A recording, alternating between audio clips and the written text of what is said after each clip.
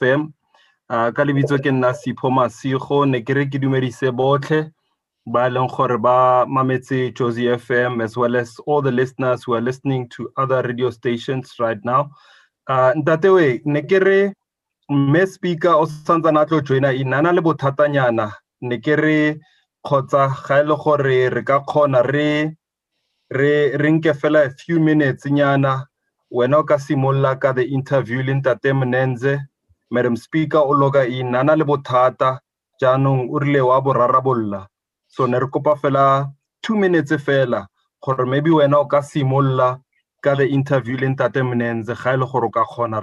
No, ke a go leboga re Sipho Masigo, ke a leboga ka gore kwena o tsereng train wa isa ko pele ke tla tsena ge re ke mphefela re Mnenze ga gore ke a itse gore Sipho wena you're well oiled as a machine wa communication. Ke go leboga gagolo Sipho, re tla emela me speaker a tsene jalo fela go le jalo re ke dumedise re Mnenze re Mnenze Ndabendo na re calling si dumelang ka mo hae a utlwege ra rona jaaka re itse ra rona gore go le jaana go be go tla go toitiwa jalo go buiwa ka di-budget di-process jalo. Take us through this regulatory policy framework governing municipal budgeting. Thank you, Ray Collins, and the listeners at home. O tla ntshwarela Setswana sa ka se kana sa ntsietsa mola le mola ke tla nna ke tswa ka tswaka. Ke itumela ke rata re Mnenze sorry ra ke rata gore tsenye video o e click ka gone re bea la radio is the theater of the mind outlege ya o tswa kanye ra ka mo khonang ka teng a bona he no ke a leboa. Thank you. Let me start with the introduction. The name is Manenge, that is both name and surname. I'm the group CFO in the city of Joburg. The speaker will be joining us as we go. Let me, in the meantime, then start maybe taking you through the process. I see the speaker has just joined Danie Collins. I don't know if you want to maybe first acknowledge her presence and let her maybe open, and then we can then continue. I think it will be appropriate just after you make the submission to the question, then we'll just follow up with the governing municipal budgeting, the framework. Okay, thank you, Dr. Collins. The budgeting framework of the municipality is governed by the Municipal Systems Act as well as the MFMA. This is a legislative process and a legislative provision that is available to local governments local governance in general. The process of budget planning is largely informed by the integrated development plan, and this is a comprehensive process which is meant to ensure adequate public participation. The essence is to ensure that the budget is informed by the strategy, which means in the process of consulting and interacting with the residents, we then can be able to identify the needs that really seeks to improve the quality of lives. That will then assist us in formulating budget policy framework that then guide us in allocation of the limited financial resources that we have. The process is governed by the Municipal Systems Act, as I have said. We then combine that IDP with the Service Delivery Budget Implementation Plan. Now, this is a plan that then starts to outline deliverables that when we then allocate the budget, then it actually talks to the priorities as they would have been set in the integrated development plan. The process then allows us then to go further into then looking internally in ensuring that while we are resourcing the IDP, which is a 5 years medium-term strategic framework, which is aligned to the political term of the political administration of the day, or let me call it a political oversight. which is also an instrument that allows the councillors as the carriers of the voices of the residents to then be able to identify if indeed the allocation of the financial resources advances then the priorities as they are guided by the submissions of the residents. That therefore we do that by then taking into consideration the economic environment, and it might have been affected by various factors, the economic growth, the CPIs, the CPIX, and the economic environment at large. That is what we then say if we are then going to roll out the budget going forward. It is therefore guided by the resources, the financial resources that we have at our disposal in what we call a medium-term budget framework, a 3 years budget framework that then with the main budget year being approved by council, then it allows us to also preempt or maybe have a focus on the 2 outer years, which therefore then makes part of the entire budget submission. So the process of establishing the IDP is therefore guided by Section 25 of the MSA. As I have already stated, that it is again a comprehensive consultative process. We do that in respecting the provisions of Section 28 as well, that says municipality must adopt a process set out in writing to guide the planning, the drafting, the adoption, as well as the review of its integrated development plan, which therefore even informs the in-year monitoring instrument through various subcommittees of council that seeks to make sure that management is held accountable and it adheres to the priorities as they have been set. Then in so doing, we therefore, in the process of the public participation, also invite the residents to participate in all the budget-related policies, because indeed, while it's a financial instrument, but it is also have a lot of legislative provisions that are embedded in the form of budget-related policies, to name but just a few: the credit control and debt collection policy, the tariff policy, the property rate policies, which are policies that before they can be implemented, then the public must then have been afforded an opportunity to participate and then to give input to that effect.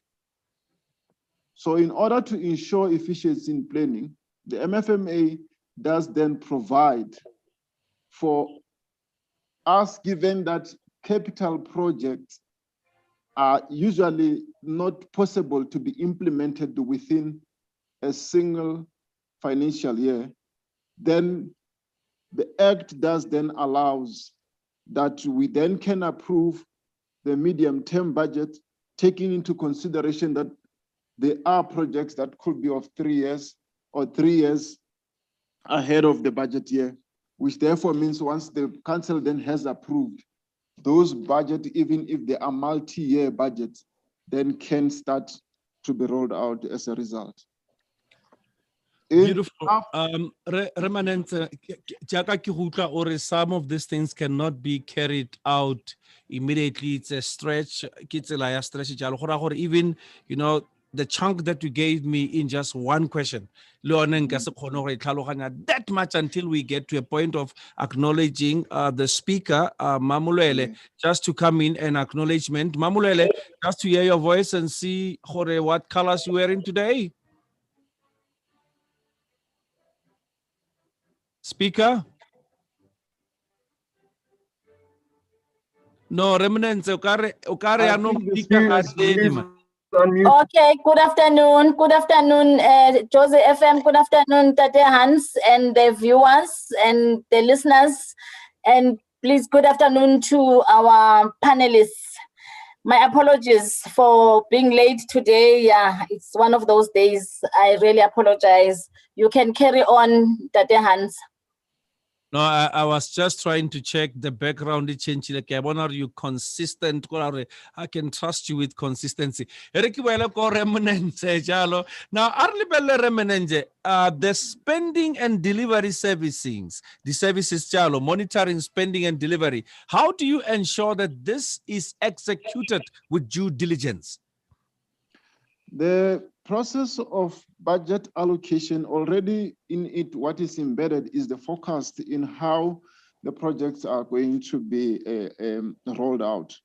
There is an in-year process that is meant to ensure that a quarter, or let me say monthly and quarterly, the administration then does submit to the council subcommittees. And these are committees that are charged with the responsibility of ensuring oversight to as far as spending is concerned, but as well to also ensure that there is an alignment of that spending with the predetermined objectives. This is meant to avoid an in-year strategic drift that come mid-year or end of the year when we have to then report in what is termed an annual report, only to hit a surprise of budget that might not necessarily have responded to what it was actually meant for. So the in-year process is therefore guiding us in ensuring that that oversight mechanism that is set by the council subcommittee hold us accountable, not after 6 months, but every month, just to ensure that at least if there is any risk of a possible strategic drift, then that is arrested and it is addressed right on the spot. Now, Arlebelle Kanya Hore, responsibility the budget, and you find her head of departments one way or the other returns the money without a real reason. Why didn't you spend the money that was budgeted for? I mean, to me, it's like, not far from treason. The issue of returning the money without a real reason would have been subjected to the very same oversight mechanism that I have just mentioned, because it's definitely not acceptable that we can then return money without real reasons. Reasons then has to be substantiated by what might have been conceived to be impractical or so.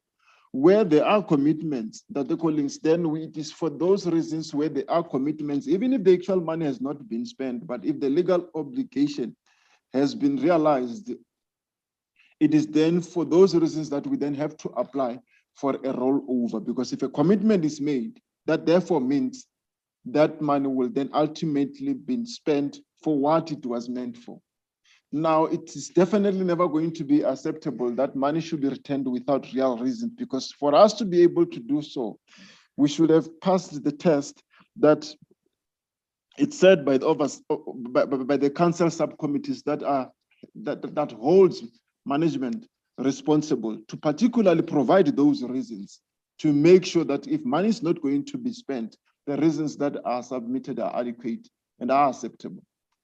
I just want you to give me, from my 2 cents complaint, give me, 10 cents explanation to this.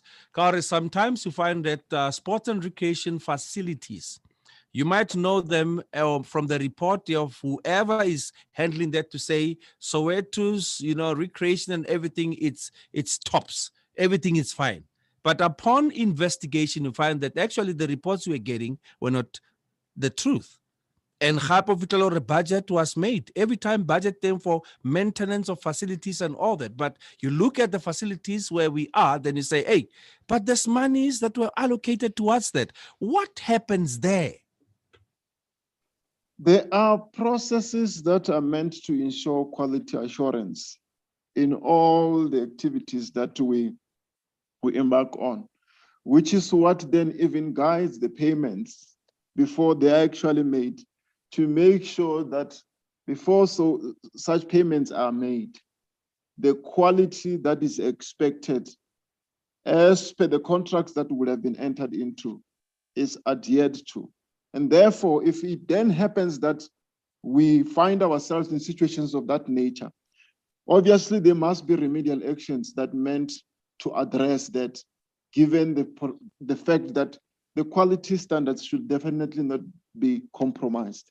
We are expected and endeavor and try by all means to ensure that the quality that has been set as per the service level agreement, it's adhered to ensure that the money that is allocated is spent adequately. Now, we know for the fact that, problems can rise in any phase of budgeting cycle and can impact on service delivery in different ways. In the city of Johannesburg, have we encountered such? It does happen that when we pass the original budget, definitely we will start spending that budget from the 1st of July.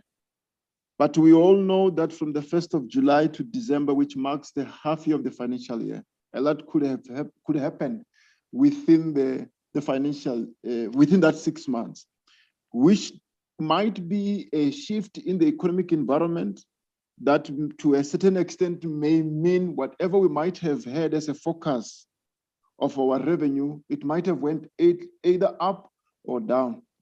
We are again guided by the legislation, MFMA 28, to do a budget adjustment. And that budget adjustment, it's meant to reprioritize what remains of our financial resources and looking into the 6 months ahead of us. So the budget adjustment process is specifically meant to assist us in adjusting any changes that might have happened within the fiscus.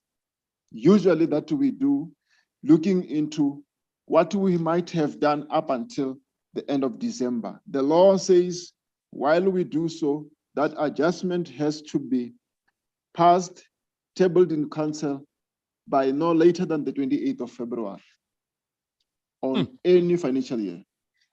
Ke itumela jalo gore ke rutlwa ka tlhamallo mogaetso re tsa ka tsebe ga lo ra utlwa go le jalo there was an adjusted budget recently approved by council. What was your role as a chief financial officer after budget approval? The role of the finance component of the city when it comes to budget adjustment is to look into the shift within the economic environment, to look into the financial resources that we have at our disposal, to ensure that while we had predetermined objectives that were set beginning of the financial year, and to what extent have we spent against those predetermined objectives, what could be remaining behind, and how do we reprioritize what remains within the budget for the coming 6 months. So it is to ensure that the allocation that is to be done within the remainder of the financial year will assist in accelerating projects, will assist in ensuring that projects that might not have been adequately resourced are adequately resourced in the latter 6 months, but as well to look into efficiencies where we can have and to ensure that at least we can be able to accelerate the spend, to accelerate the project, to still maintain the objectives that are set, as we call them, predetermined objectives. We also reckon in so doing, come the end of the financial year, will therefore be reporting on the spend against what it was meant for in your annual report. Now, the most important thing, the real importance of local communities to get involved in the budgeting process. And how can they do so? And how best can you simplify the jargons? Oh, jargons. Thank you, colleagues. It's where I'm tempted to invite Madam Speaker to talk to that part. It is, again, like I've said, already a process that starts from the IDP. And that is a process where we will then engage with the community through all sorts of media, through the consultative forums, where we will go and visit. Let me talk before COVID, and then engage with the citizens, to also allow citizens to, even online, send us email to then participate in how they see whatever policy, could be the property rates, in how they believe it's going to impact on them. This is what then we take into cognizance when we then say, now this is what can be implementable in the confines of what the economic environment and what the residents experience on the ground. How Colin Sumara, I thought it might also be good for the speaker, if she so wish, to add on that part.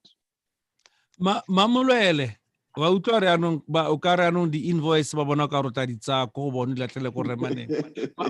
Madam Speaker, a bit of a take or maybe remark on the issue, yeah, jargons and how to simplify messaging.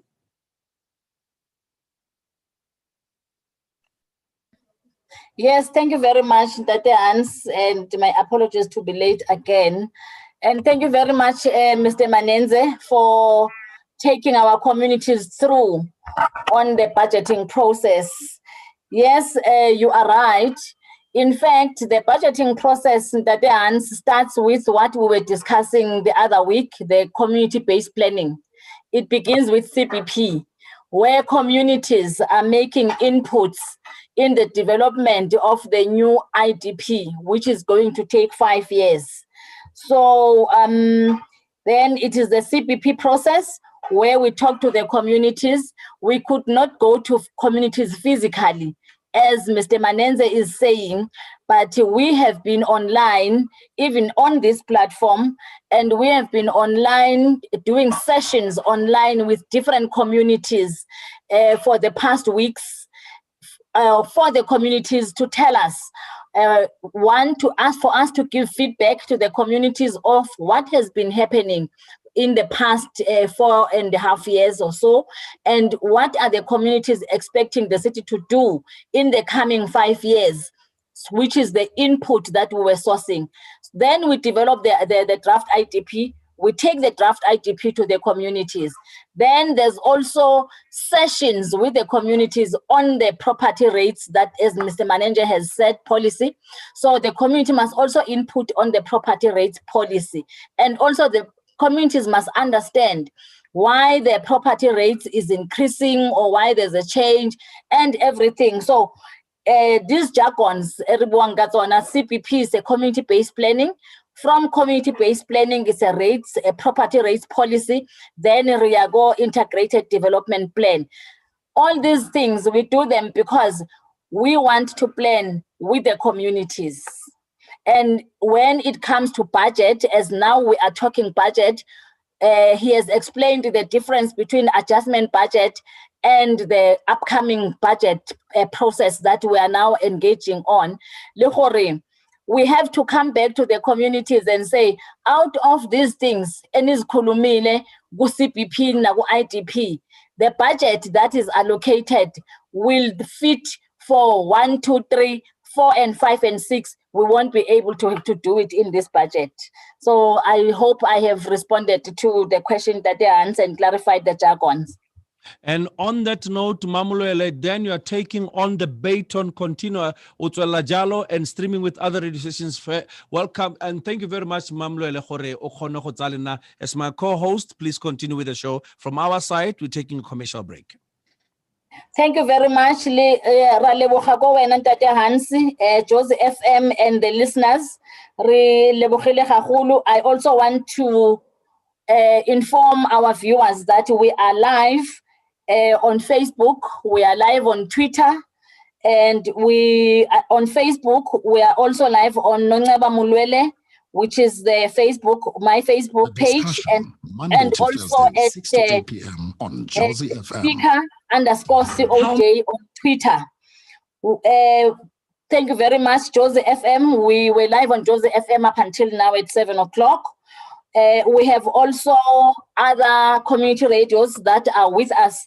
I'm not sure if it was explained at the beginning, but we have Chai FM, we have Eastwave FM, we have Radio Islam on board, and we are very grateful to have you on board.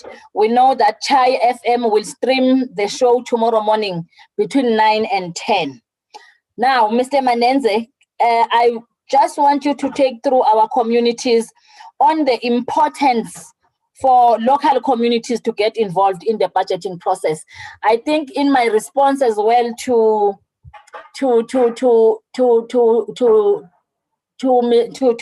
Collins, I did indicate the importance that communities should be part of the budgeting process. But I think if they can hear from yourself as the CFO, why is it important for communities to get involved and understand the budget process? And how can communities do that? I think I've already explained that, but why is it important? That the emphasis for the communities to get involved in the process and understand the process. Greetings to you, Dr. Fundi Lenyati. Greetings, Speaker. Greetings. Thank you very much, Doc. Yes, Mr. Manenze, over to you. Thank you very much, Madam Speaker. I want to just use this opportunity to say there is a reason why we are called public servants. It is precisely because ours is to serve, and there's definitely no way we can claim to know what the public needs if we don't put our ear on the ground. The risk we run is that of having a budget that would have been what we thought is good for the community without the community itself expressing themselves on that regard. Now, the consultative process, that it is a constitutional right of every citizen to participate, to be heard. It is for those reasons that we are here, and we, like you have said, with the community-based planning processes that are there, to afford this community to direct us in how the budget should talk to their need. It is for those reasons that I said earlier on that the budget should make it possible for the integrated demand plan to be implemented. It is for those reasons, again, that I again say the IDP informs the budget than the budget informing the IDP. So it is honestly and very important then for the community to then participate in this process from inception until the integrated demand plan is out there, as well even the policies that are budget-related policies, as and when invitations are out there for that contribution. Because it is for those reasons that we can be able to reflect with what the community wants to see in their budget. Again, let me say, Madam Speaker, be that as it may, it is not our budget, it is the budget of the people, and it is only through consulting with the people that we can be able to be relevant and align our purpose of existence with what it seeks to improve the quality of their lives. We run a risk of being irrelevant if they don't participate. Thank you, Madam Speaker. Thank you very much, Mr. Manenze. Indeed, it is the people's budget. Maybe before I open up for the residents and the viewers to comment, if you could just indicate what have the challenges been around the budgeting? If there were any challenges, or you do come across challenges year in and year out as you are preparing for this important process, which we are going to pass in few months to come. Thank you, Madam Speaker. A budget process is a balancing exercise where the needs of the residents also and taking into consideration the the financial resources at our disposal to ensure that particular balance is not always an easy thing, which is the reason why then it involves a serious sense of prioritization and ensuring that as and when we allocate that budget, again, it is guided by the predetermined objectives. The needs and the resources do not always align. And it is on that reason that we find ourselves, to a certain extent, not having sufficient means to cover all that we want to cover in a particular or a one financial year. Thank you, Madam Speaker. Okay, thank you very much. Dr. Nyati, do you want to come in? And welcome, Charity. I see the budget steering committee team is here, so you didn't come alone. You didn't come alone, Mr. Manenze. I see you came with your team. I see Charity Indeed. also. You are most welcome. Doc? No, I don't really have any inputs at this stage. Okay, thank you very much. Thank you very much, Doc. Let's hear from our viewers, Sipho. Comments from our viewers on the budget. Thank you, Madam Speaker. Thank you very much, Dr. Mnenze. Just a question that's coming. The one from Simon who says, please provide a reason why people are not paid in the TRU in Rabi Ridge. Now you guys are good at lies. We met with everyone in the mayoral office. You guys speak and never implement what you state in the public domain. And then Mam Vicky Shipping says, interesting subject. And just another question that I see on another page says, how is it possible that SMMEs are taking so long to be paid by the city of Johannesburg? That's the other one. The last one says, during the statement made by the MMC of Finance was that young people would be allocated nearly 50 million towards youth-owned businesses. And why is it that, or what progress has been made with regards to implementing or using that 50 million allocated towards youth-owned businesses? So that's it from my side for now, Madam. Thank you. All right, thank you very much. I will hand over to the team, but I'm not sure if the team will be able to respond here on the why the TRU people, but we'll hear how far do they go. I think Mr. Manenze did indicate that the demand, the needs, and the availability of resources has a difference. I think the thing that we need to do is to come back to the communities and say, out of the list that the communities has given us, this is what the budget could do, and this is how much the budget has been allocated, so that people don't accuse us of being economical with the truth when it comes to budget allocation and budget spending. Dr. Manenze, any response from the comments and questions from the communities? Thank you, Madam Speaker. I'm going to do my very best to be a doctor, but I'm at this stage working towards that direction. I'm an accountant. Oh, yes. I want I'm to... following Sipho. No, that is a prophecy. I will work hard to get there.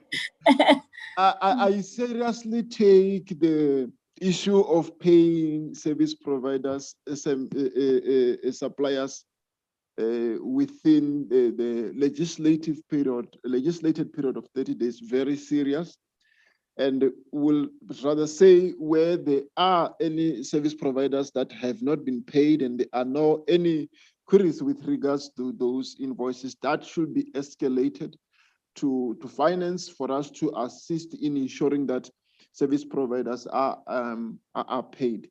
It is a legislative requirement. More than just complying with the legislative requirement, it is embedded on us to ensure that our systems are stood with the payment of service providers within 30 days, especially given that they are the backbone of our economy, and there's no way that we should delay when it comes to that process.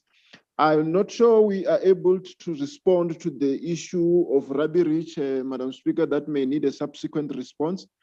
And then I will perhaps invite Charity if there is anything she would like to talk to with regards to the allocation of the youth budget and how it's going to be addressed in the year that is in question. Okay, thank you very much, Mr. Manenze. I was also going to invite Charity on board because I know that we would go, even the MMCs would go in front of the budget panel and request money for this and that and that, and the budget panel would say, no, you can get money for this and that, you can't get money for this and that.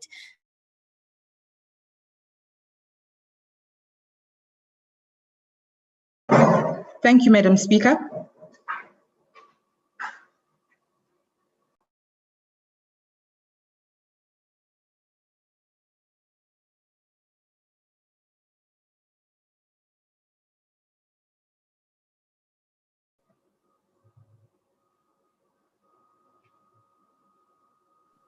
I'm not sure if we can hear Charity. I think she's mute. Okay, sorry, I don't know what had happened. I think my signal had dropped there for a bit. Just to clarify, Madam Speaker, your request is for me to just talk through some of the intended focuses of this year's adjustment budget and the draft budget. I also picked up a question specifically on the issues of youth. I think the CFO did mention that, you know, it's always a balancing act to ensure that we allocate money in response to what the communities are interested in, but also in taking into account the money that's available. I think in the current year, one of our biggest challenges under the COVID environment is that resources are really stretched. Customers are finding it difficult to pay. Can you hear me, Madam Speaker? Yes, yes, I can hear you. Okay.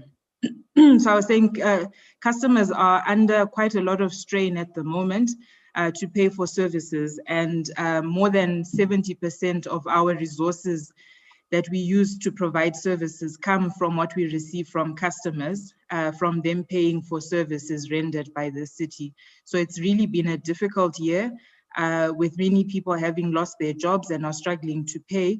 But at the same time, we use those same resources for us to be able to continue to render services to the residents. So it really does become a very difficult balancing act. And I think the point to respond to the point about the youth, the money that was made available within the budget is under what we're calling a youth fund, where through the city's departments, there are various initiatives that are being packaged that will be targeted specifically towards the youth. So it's not necessarily projects where we go and then say, we're giving this money towards this youth project with this group of young people, but it's initiatives that will be packaged through city departments. For example, there were suggestions of training for unemployed youths in road construction, and then for them to get accreditation from the respective SETA, then they can actually carry on doing that work within their communities. So there are various initiatives, and I think as they roll out, the departments will then make those opportunities known to the community so that they can then participate. Thank you, Madam Speaker.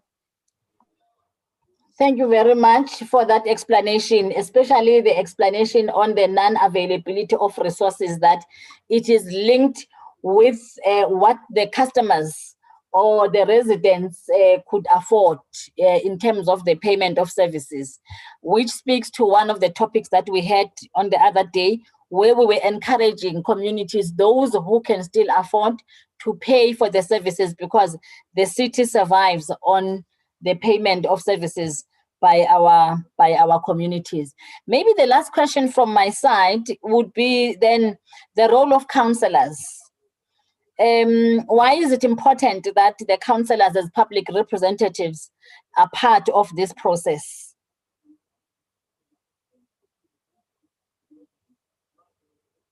If it is important, Charity or Mr. Manenze? Madam Speaker, councillors are the carriers of the voice of the residents.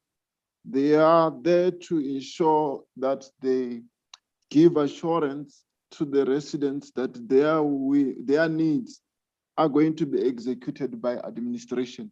By so doing, they also hold administration accountable. It is of essence that then, as administration, then we remain aligned with the requirements and the needs of the councillors, because theirs is to represent those voices of the residents. So it is very much important that we also, through the oversight mechanism that is there, being your council subcommittees, are held accountable in a number of submissions that we give. Could it be financial performance within the quarter or monthly, as well against the priorities that are set? It is for those reasons that then councillors are very much important to continue with that oversight. All right. Thank you very much. It means the implementation of the policies and the implementation of the budget is very important for the residents, and therefore councillors should play the oversight role and hold the executive to account on the commitments that the executive would have made on the budget that is allocated. Thank you very much for that explanation. Support, do we have any other comments before we round off? Do we have any comments from the viewers? No comments, just people appreciating the conversation, but no real comments coming from that side, Madam Speaker. I think that's it from our side. All right, thank you very much. May I then get the final word, round-up word from the panelists?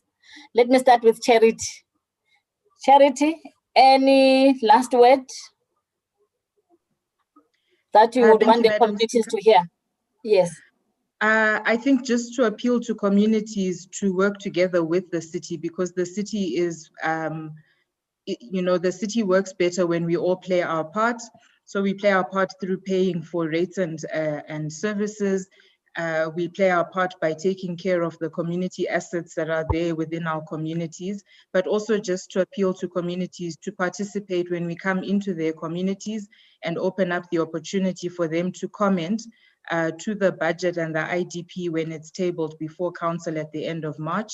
When we come to communities in April, just for them to come and have their voice heard, so that we put these documents together with their views in mind and their contribution, given that we are in a participatory democracy, so the views of the community will always be important for us to take into account as we plan. Thank you, Madam Speaker. Thank you very much, Charity. And I think we cannot overemphasize the importance of the participation from the communities. I know that the communities would participate in everything except the budget. The interest won't be as much as it would have been if the topic was about something else or the agenda of the day. When you talk about budget, then communities think that, oh no, it's not important. But when you talk about service delivery or you call a meeting about ESCOM or Joburg Water, and that the communities will come in numbers. I want to also emphasize and echo your sentiments, Charity, that it begins with the budget. So the service delivery is dependent on the budget allocation. So the importance of participation by the communities is really paramount. Mr. Manenze, Madam your Speaker, last word. I just want to thank the radio stations. I want to thank Madam Speaker and the residents for their contribution. Again, I want to maintain and emphasize on also what Charity has said. Our relevance is non-existent, Madam Speaker, without the community. So I'm looking forward to further engagement and also to ensure that the contribution by the residents is then encapsulated into our planning process going forward. I just want to say thank you and thank you and thank you. Thank you very much, Dr. Nyati. Dr. Nyati is our partner in the show he's our partner on this platform. Every Wednesday, we do community education on this platform, and Dr. Nyati is our partner, is a City of Johannesburg legislature partner, and he's very passionate about community education. So, community education on the budget, Doc. The less, the responses today of the comments, I mean, the less comments we are receiving today shows that now people, they are not that much key in terms when it comes to budget. So I think we need to do more community education on the budget process. Doc, over to you. Yes. No, I think, to many people, the issue of a budget is something that is abstract, and not easy for them to understand. But maybe let me just throw in a question, though, around this matter. With the impact of COVID-19, where more and more people are out of jobs, businesses, small businesses are failing. Now, how is the city factoring that in its upcoming budgeting process? Because one is expecting that there would need to be more write-offs, for certain people who are, I'll call them indigent, or people who have joined the unemployed workforce. So I'm just trying to see whether there is more budgeting for situations like those. Obviously, we would like everybody to pay for the services, but there's also the reality. Thank you very much for that question, Doc. I will give that question to the Chief Financial Officer, CFO, Mr. Manenze. Definitely, Doc, we were not spared by the advent of COVID. And then we are aware that the economy that is ahead of us is definitely not the same with the one that precedes us. There is an instrument that we use, which is a financial development plan that seeks to look into what is the economic environment as we then plan ahead to make sure that we take cognizance of the economic growth and the relative unemployment and a host of many things that really could have resulted from COVID. And that is then when we then anticipate in terms of our forecast and the like, then we take into cognizance.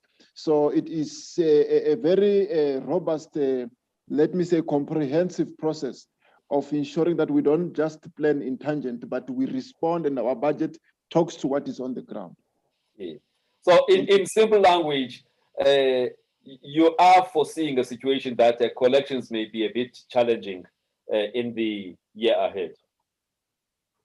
We can only be realistic and reflect what we get on the environment without really preempting that, but we need to be very realistic. We were not spared as a city, and we have to respond adequately. Oh, thank you very much. That was a nice political answer. From the Chief Financial Officer. Thank you very much, Doc. To our viewers, we are just 5 minutes away from our closing time. I must really thank the CFO. I know that these days he's very busy. He's preparing for the upcoming budget meetings that are coming and all the work of consolidating the IDP. We appreciate that he made time to be here. And usibongele naku MMC, we thank MMC very much for having let you to come and be part of this session of giving our communities a green light and educating our communities on the budgeting process. Thank you very much to you, Charity. We really appreciate you. But ladies and gentlemen, before I thank everyone, before I thank Doc as well, like what Charity and Mr. Manenze said that the participation of communities in the formulation and implementation of development plans is important for service delivery and deepening democracy in the city of Johannesburg. So we cannot talk service delivery if we have not participated and understood what is there, what is this. It's like yourself. You cannot go and do shopping if you don't know how much money do you have in your pocket. So this is because participation is key. It's a planning tool that ensures the fulfillment of community needs and interests.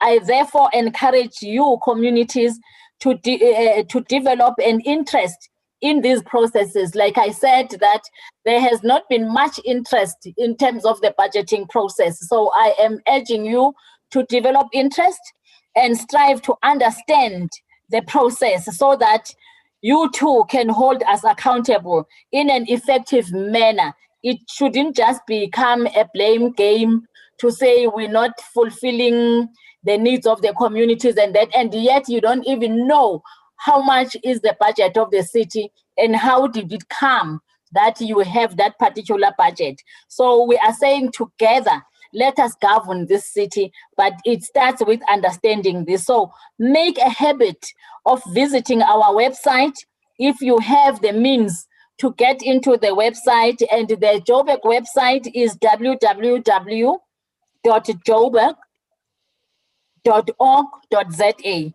www.joburg.org.za.